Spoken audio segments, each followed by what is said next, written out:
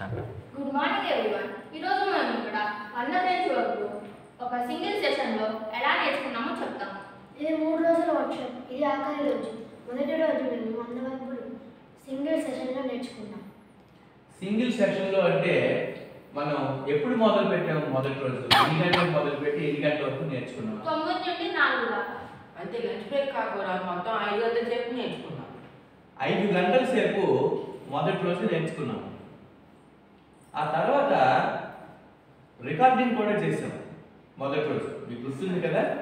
ఎట్లా రికార్డింగ్ చేసాము? చిన్న చిన్న క్లిప్స్ కింద చేసాము. అవునా? ఒక క్లిప్కి బహుశా ఎన్ని గంటలు ఉండొచ్చు? 10 నుంచి 15 గంటలు అలా వచ్చేలాగా క్లిప్స్ చేసాం. ఇది మనం మొదటి రోజు చేసాం. మరి రెండవ రోజు వాటిని ఎంతసేపట్లో ఈ 100 వర్బుల్ని ఎంతసేపట్లో మనం ప్రెజెంట్ చేయగలం?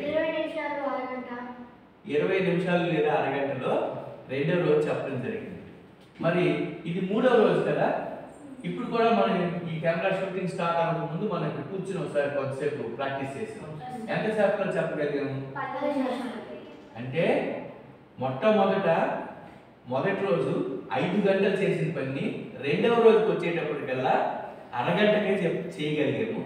అదే మూడవ రోజులో ఇంకా వేగం పెరిగి నైపుణ్యత కూడా హెచ్చి ఆపకుండా 100 వర్బుల్ని 10 నిమిషాల్లో చెప్పగలుగుతున్నారు. ఇప్పుడు మనం ఇంట్రడ్యూస్ చేసుకోవాల్సినటువంటి సమయం వచ్చింది. అసలు మనం ఇంట్రడ్యూస్ చేసుకోకుండానే మొదలు పెట్టాము. So let's introduce hour selves. Please introduce your self. నా పేరు చంద్రిక. నేను 7వ తరగతి చదువుతున్నాను. నా పేరు అశ్విని. నేను 7వ తరగతి చదువుతున్నాను. నా పేరు అంటే కథగిరి. నేను 8వ తరగతి చదువుతున్నాను. సో 7, 8వ తరగతి పిల్లలు ఒక 10 నిమిషాల్లో 100 ఫ్రెంచ్ వర్బ్స్ని ఒక గంటలో నేర్చుకున్నటువంటి వాటిని లేదా ఒక సెషన్లో నేర్చుకున్నటువంటి వాటిని ఒక 10 నిమిషాల్లో చెప్పగలిగేటువంటి పరిస్థితి అయితే ఉంది. అంత నైపుణ్యం సంపాదించారు. నా పేరు వెంకట్ పూలబాల. నేను గత 20 సంవత్సరాలుగా ఫ్రెంచ్ శిక్షకుడిగా యూనివర్సిటీలో నేను ఫ్రెంచ్ శిక్షణ ఇచ్చాను. అలాగే ఆంధ్రప్రదేశ్ ప్రభుత్వానికి కూడా అఫీషియల్ ట్రాన్స్లేటర్గా వ్యవహరించాను. ఇప్పుడు కూడా వ్యవహరిస్తున్నాను. మరి నేను నేటివ్ స్పీకర్స్తో ఫ్రెంచ్ మాట్లాడినటువంటి అనుభవం ఉంది, బోధన అనుభవం ఉంది, అలాగే చెప్పాలనేటువంటి ప్యాషన్ ఉంది. మీరు ఇక్కడ చూసి ఉంటారు త్రూ ఏ స్టోరీ అని చెప్పి ఒక కథ ద్వారా దీన్ని చెప్తున్నాను. పిల్లలు చాలా కష్టపడ్డారు, కానీ చాలా అద్భుతమైన విజయం ఏంటి? వీళ్ళందరూ పోలిగ్లాట్స్. అవునా? పోలిగ్లాట్ అంటే ఏంటి? ఏదైనా ఒక వ్యక్తి 6 భాషలు చెప్పగలిగితే పోలిగ్లాట్ అంటారు. ఖచ్చితంగా అలాగే అంటారా? ఒక భాష మాట్లాడే వాళ్ళు ఏంటంటారు? మోనోలింగువల్. 2 భాషలు మాట్లాడే వాళ్ళని బైలింగువల్ అంటారు. 3 భాషలు మాట్లాడే వాళ్ళని ట్రైలింగ్వల్. ఓకే. 3 కంటే ಹೆಚ್ಚು భాషలు అంటే 4 లేదా అంతకన్నా ఎక్కువ భాషలు మాట్లాడే వాళ్ళనే పోలిగ్లాట్ అంటారు. మరి వీళ్ళందరూ పోలిగ్లాట్సే.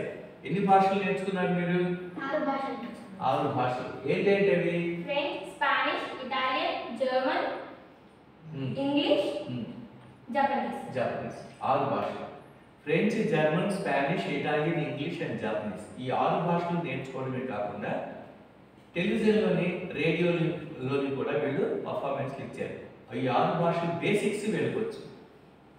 కానీ ఇప్పుడు ఏంటంటే బ్రాడ్గా మొత్తం గ్రామర్ కూడా నేర్చుకున్నాను ఈ 6 భాషలది. దాన్ని కూడా చర్చించగలిగే సామర్థ్యం అడుగుతుంది. అయితే ఈ వీడియోలో మాత్రం మేము ఈ 100 వర్బులు ఏ రకంగా నేర్చుకున్నారో చెప్పడం జరిగింది ఇంతవరకును.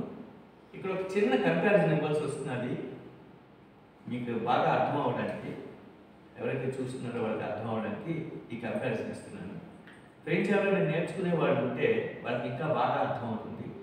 4 ఫ్రెంచ్ మాటలు నేర్చుకోవడానికి ఒక క్లాస్ అంతా ట్రైనింగ్ ఇచ్చిన మరుసటి రోజు గుర్తుండదు, అంత కఠినంగా ఉంటుంది. కమ్ అండ్ గో అనే 2 ఫ్రెంచ్ మాటలు నేర్చుకోవడానికి కొన్ని నెలలు తీసుకుంటారు. వాటి కంజుగేషన్ ప్రెజెంట్, పాస్ట్, ఫ్యూచర్లో రావడానికి చాలా చాలా కష్టం. 6 నెలలు పైమాట. అలాంటిది ఫ్రెంచ్ వర్బులు నేర్చుకోవడానికి ఇలా 100 వర్బులు నేర్చుకోవడం అనేటువంటిది ఎంత కష్టమో ఈ ఫ్రెంచ్ నేర్చుకునే వాళ్ళకి తెలుస్తుంది. కొంతమంది మామూలుగా కూడా అర్థం చేసుకోవచ్చు ఫ్రెంచ్ నేర్చుకునే వాళ్ళని చూస్తే. ఒక ఫుల్ అకాడమిక్ ఇయర్ తీసుకుంటారండి ఈ 100 వర్బులు నేర్చుకోవడానికి. అప్పటికి అందరికీ రాదు, ఏ 1 or 2% ఈ స్టేజ్కి చేస్తారు. అదే స్థితికి వీళ్ళ వ్యూలోంచి, ఒక పోలీగ్రాఫ్ వ్యూలోంచి చూసినట్లయితే ఒక్క రోజులోనే, అంటే ఒక సింగిల్ సెక్షన్లో మీరు నేర్చుకున్నారు. నేర్చుకుని రెండో రోజు మూడో రోజు రికార్డింగ్కే ఇక్కడ ఉన్నాం అంతే తప్ప ఇక్కడ మరో టైం జరగట్లేదు. ఇప్పుడు మళ్ళీ ట్రైనింగ్ ఏం ఉండాల్సిన అవసరం లేదు. ఆ వర్బ్స్ అన్నీ కూడా వీళ్ళు టకటకా చర్చించగలిగేటువంటి స్థితిలో ఉన్నారు. అయితే మనం వీటిని ప్రజెంట్ చేద్దామా మరి? ఓకే, ప్రజెంట్ చేస్తే ఎవరైనా చూసి నేర్చుకోవచ్చు కదా, అవునా? అవును సార్. సో మరి ఫ్రెండ్స్ అందరికీ ఆల్ ద బెస్ట్ చెప్పేసేయండి. All the best for your learning.